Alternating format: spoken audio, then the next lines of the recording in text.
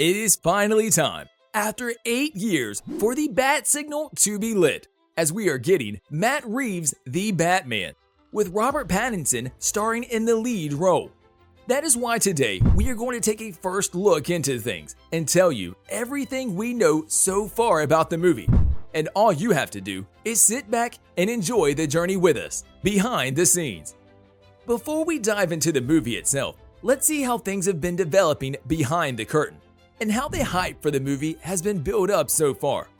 Out of all the DC movies slated to release in the upcoming 2022, The Caped Crusader is on top of the list, to say the least. The potential trilogy of the young Caped Crusader boosted the fans even further, with them, together with Batman, getting yet another trilogy deserving of who he is. Because if we take a look into things, we can certainly say that the latest Batman movies has had ups and downs, and starts and stops ever since it was first announced, and matters were only made worse ever since the COVID-19 pandemic happened, shattering film productions around the world, closing down theaters.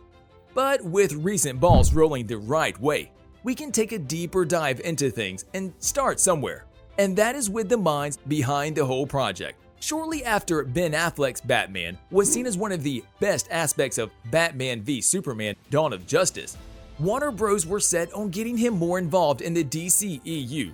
He and Jeff Johns began collaborating on a script for a solo movie, with Affleck set to direct, that is, until he dropped out to focus on acting, and Matt Reeves was subsequently brought on board. Two of the decisions which would eventually lead to what we have today, a major shakeup that meant other individuals getting significantly reduced roles in the upcoming films. So far, it seems like Matt Reeves has major control over the whole project, and the whole future of Batman at that too, which means that he has also plenty of control over the greater DCEU. The only thing that is left for him is to prove himself, right? We should also mention that the Batman movie will not be canon with the DCEU. Instead, not only this one, but many DC movies will be shifting toward the DC multiverse, just like the DC fandom panel explained. Release date and trailer. Just like many of the movies that are releasing even right now have all been at mercy of the pandemic, the Batman movie is also in this basket, punctuated by many hiccups, delays, and holdups that you can imagine. Thus, last year's updated release date, October 1st, 2021, has been delayed yet again. And as it stands right now, the official release date for the movie is set to be March 4th, 2022, which, as it stands right now with the whole situation, a more realistic timing for it, looking a lot rosier ahead of the mass vaccination program unfolding around the world in order for a final tackle on the coronavirus. Since the movie has wrapped filming, the only thing that is holding it back is opening up the theaters. That is if we assume that Warner Bros. And DC want big box office money, which they definitely want. As for the trailer side of things, on August 22nd, 2019, we got the first teaser trailer for The Batman, and it looks dark, grim, and emo to say the least. We can't say much about it, but it is out there for all of you to check out and let the trailer speak for itself. The Batman cast. As for the cast side of things, we got a lot of new faces coming on the big screen.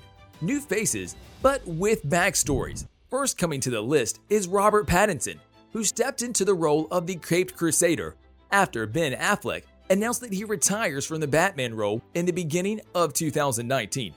And Robert managing to win the battle for the role with X-Men movie star Nicholas Hoult. Paul Dano will portray the role of Edward Nashton, aka the Riddler. And as it stands right now, it seems like he is the best equipped for the role. Perfect match for him. Zoe Kravitz has been cast as Selina Kyle, aka Catwoman, an ally but also an enemy at times to Batman, with Matt Reeves adding that the Catwoman character will be nothing like the fans know her, and she will play a major part of the upcoming movie. Colin Farrell will be playing Oswald Cobblepot, aka Penguin, the crime lord that has been giving Batman a run for his money, yet another major player in Matt Reeves' version of the movie. And Colin being at the center of it, portraying the role of the most notorious adversary of Batman. John Turturro will be Carmine Falcone, the mob boss joining to meddle with Bruce Wayne for a second time in the live-action side of things after making his first appearance in Christopher Nolan's Batman Begins. We can't forget about the best detective in Gotham City, right? Jeffrey Wright will be portraying the role of the Gotham Police Commissioner James Gordon, one of Batman's most trusted allies. After all, everyone needs a little help on the side, right? And last but not least, Alfred Pennyworth has been rumored to be played by none other than Andy Serkis, shifting over from Marvel to DC, an extremely talented actor that could bring a lot to the table. That is all we know so far about the movie. However, there will be undoubtedly more details popping up about the movie, so be on the lookout at all times. The Batman plot. Batman's origin story has been told many times before, whether it has been in detail like Batman Begins or in the opening movie montages.